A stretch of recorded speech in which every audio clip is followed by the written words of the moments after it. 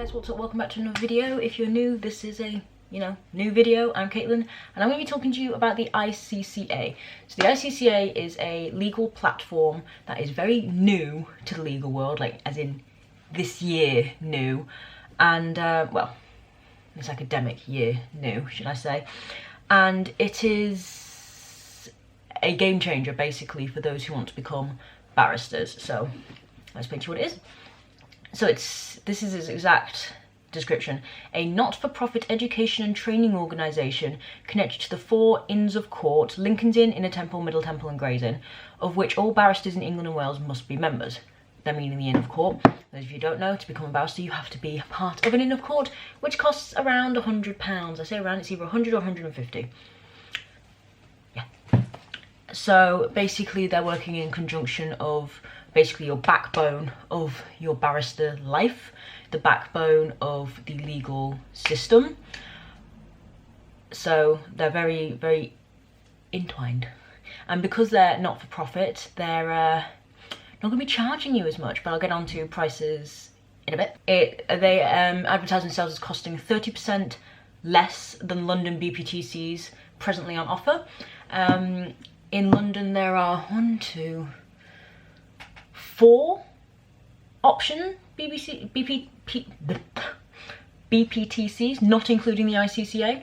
So you've got the BPP, you've got University of Law, which might have 2 campuses actually, I don't know.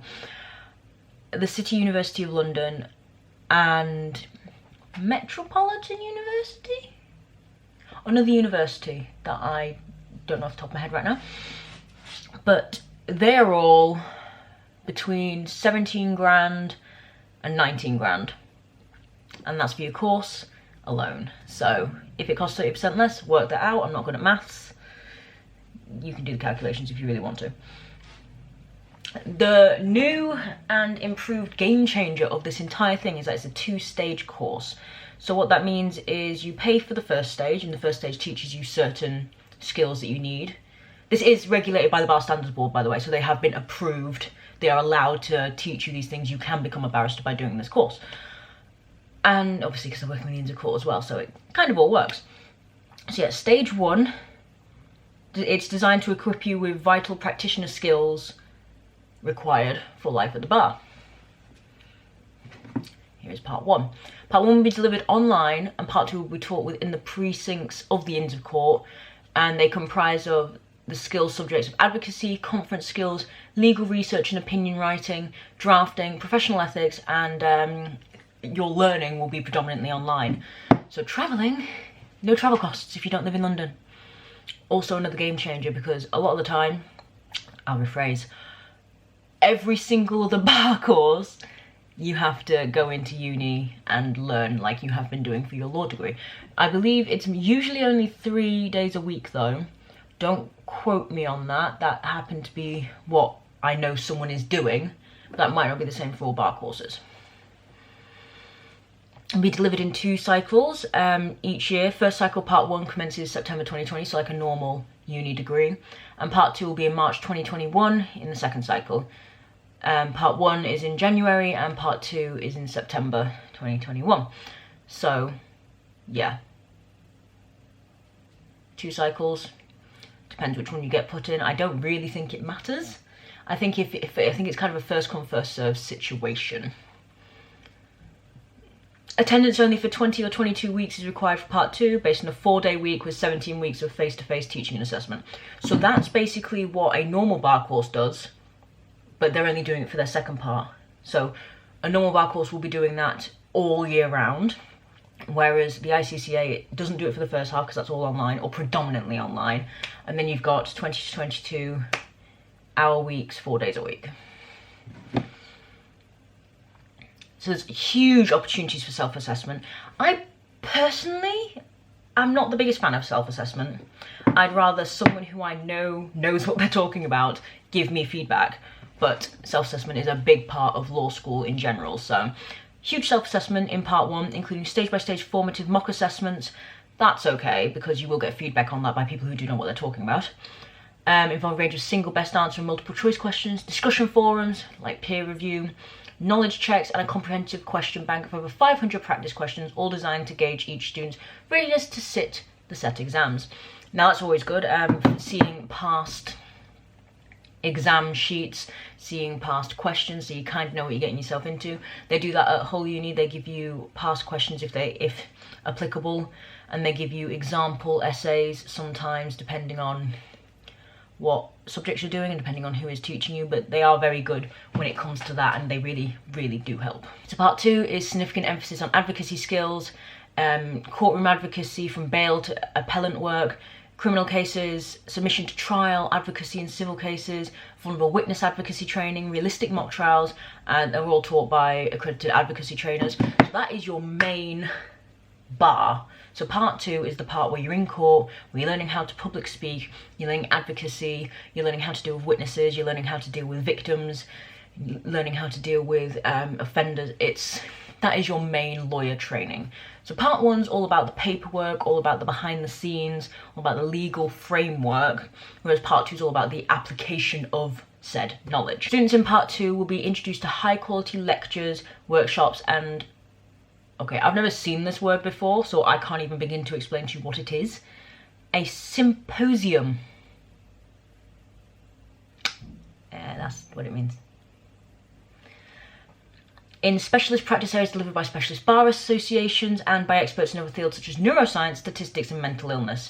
So, huge range of specialists, those were just examples, who will be helping you to deal with clients, to deal with your advocacy training, to deal with you in general as a lawyer, how you're doing, if you're able to do the job.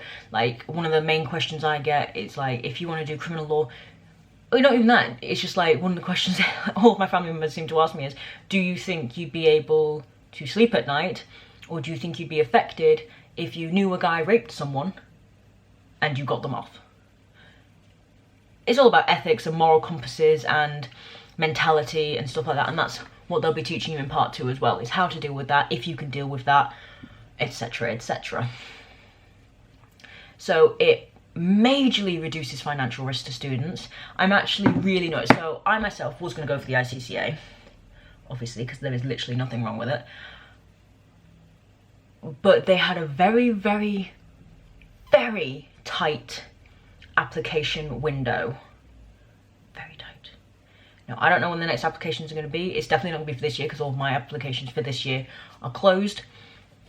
So if you're looking to do the ICCA, if this sounds really good to you and you're a second year student, keep Googling, keep checking, email, call, check when the next application stage is, because trust me, it's very vague and it's very small windowed, because it's new and it's kind of like in its, yeah, it's first year, so it kind of wants to get going.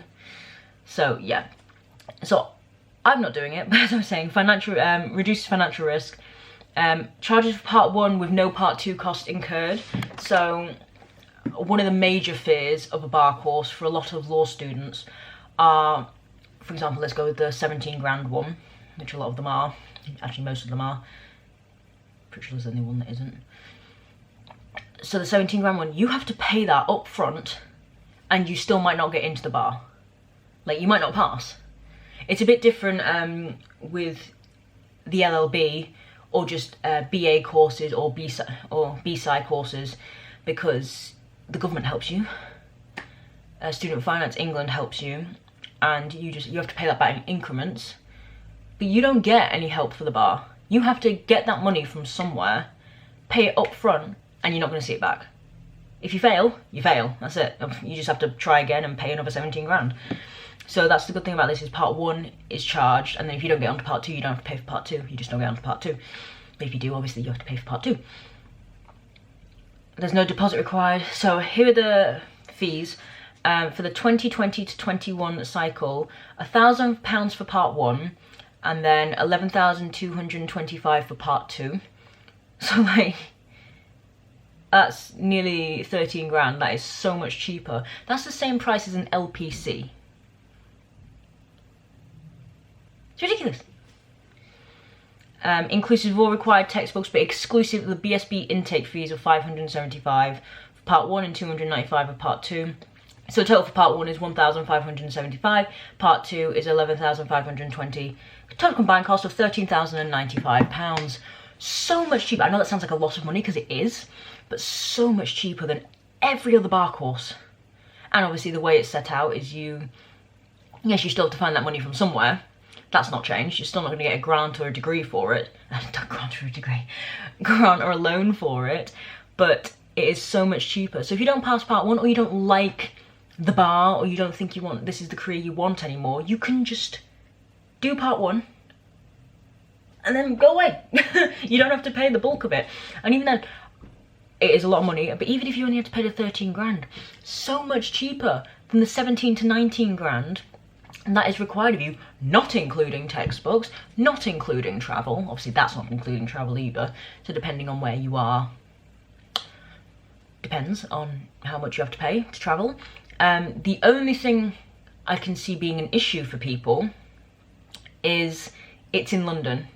Not that obviously part 1, but part 2 is in London. You have to go to the Inn of Court. So if you're based in Liverpool, you're gonna have a problem. So you'd have to kind of move. I don't know. I'm lucky enough to have a direct train to London. I mean, it takes around 53 minutes to an hour, which isn't that long in the grand scheme of things, but it's still a travel. But if you're based elsewhere, you might have a problem. I don't know what to tell you about that, but that's the only issue I can really see with the ICCA, because it is just starting up. Who knows, they might branch out, but the whole point is that it's working with the Inns of Court, and you learn within the Inns of Court, so you kind of know what you're expecting within the Inn of Court. So that's been me. I hope you've enjoyed this video. If you have, don't forget to thumbs up down below, it'd be greatly appreciated. Hit the big red subscribe button. I do legal videos, I do university videos, I do cosplay videos, do all the videos. Hit the bell so you can be subscribed, so you can be notified of when I upload a video. Currently it's Monday and Friday. It could change.